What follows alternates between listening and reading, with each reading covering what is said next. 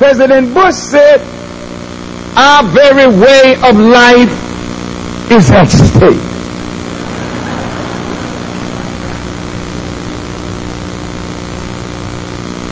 Barbara Jordan, the former congressperson from Texas, said, we want to know, what is your way of life? We got to be sure about this way of life. If your very way of life is being threatened, then what is your American way of life? Is your American way of life the mistreatment of black, Chicano, Native American, poor people? What is the American way of life that poor people have to die to maintain?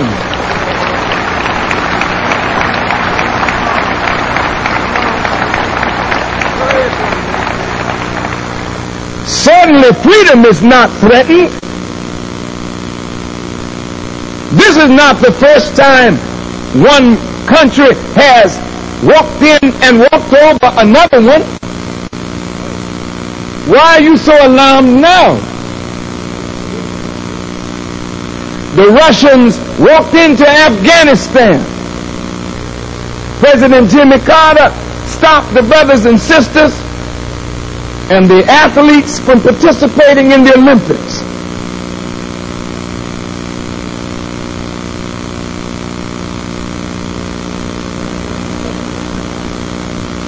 There was a protest in the United Nations. No sanctions. Couldn't get the Security Council to agree because one of the 5 permanent members just vetoed it. And as long as one member vetoes it, nothing happens. So, nothing did happen. Mr. Saddam Hussein attacked Iran. There was no outcry because the American government didn't like the Iranians anyway.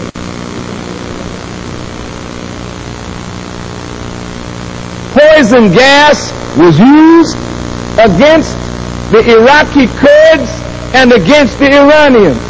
That was well documented. We didn't hear any outcry in the American government.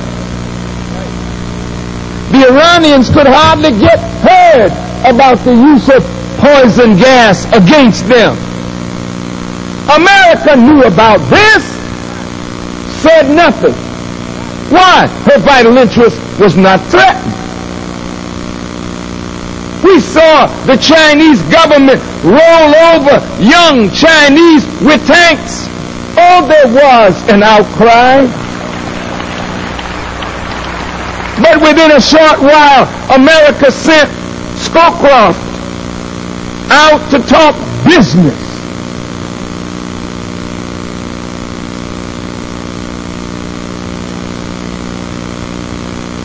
We saw the government of the United States attack Grenada, little island in the Caribbean. Beautiful little island in the sun. Hardly had an army. Had built a long airstrip that frightened Americans. An airstrip on a tiny island frightened Americans.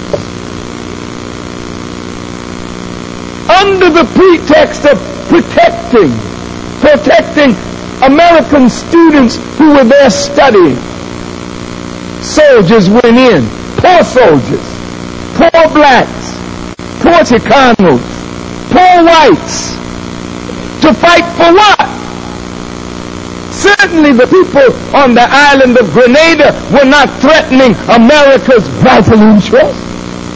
But America said to have a Marxist government in the sea lanes where our ships have to travel, threatening our vital interests. So big bad America jumped on tiny little Grenada. When they got tired of Muammar Gaddafi selling the idea of revolution to third world countries, They blamed him for terrorist activity in the Rome and Vienna airport massacres. They blamed him for the bombing of a discotheque where a black soldier got killed. And Reagan, of all people, who cut back every program for the poor, Reagan, of all people, was so hurt over the fact that a black soldier was killed in a disco. He said, enough is enough.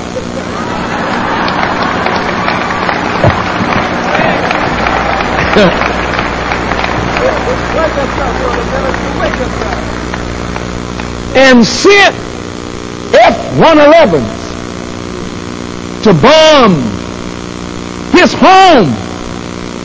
It was the most expensive assassination attempt on the head of state of an independent nation in the history of the world. It failed. But Mr. Bush is following in the footsteps of his predecessor. Noriega was a fine man as long as he worked for the CIA. Noriega was a good man as long as he did the bidding of Washington, D.C. They paid him handsomely, so they knew everything that he had in his bank account because they put it there. All of a sudden, he wasn't playing ball anymore. Then he became the drug runner, the dangerous drug runner. They don't want to say how drugs were sold by the CIA to get money to finance the Contras. They don't want to talk about that. But when they got tired of Mr. Noriega embarrassing them, while the Panamanian people were preparing for Christmas, had their stockings on their little chimneys or on their little mantelpieces, waiting for Santa Claus to come down their chimneys, President Bush gets out the stealth bomber that never was tried in combat before and took it down to Panama to bomb the Chorrillo district of Panama City, which is filled with blacks and mestizos, and bomb Colón on the east coast of Panama, which is nearly a totally black city. They said they killed about 300 Panamanians, but from the Panamanian side, it is from 4,000 to 7,000 black men, women, and children, mestizo men, women, and children. But of course, we were protecting vital interests. Brought Noriega back, and I believe they're afraid to bring him to trial for fear of what he might say to embarrass the present President of the United States.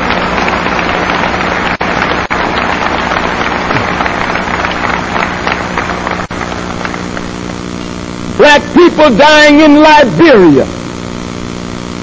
American soldiers off the coast. Don't send them in to stop the carnage. Black people dying in South Africa have been dying. Nobody gave any sanctions to the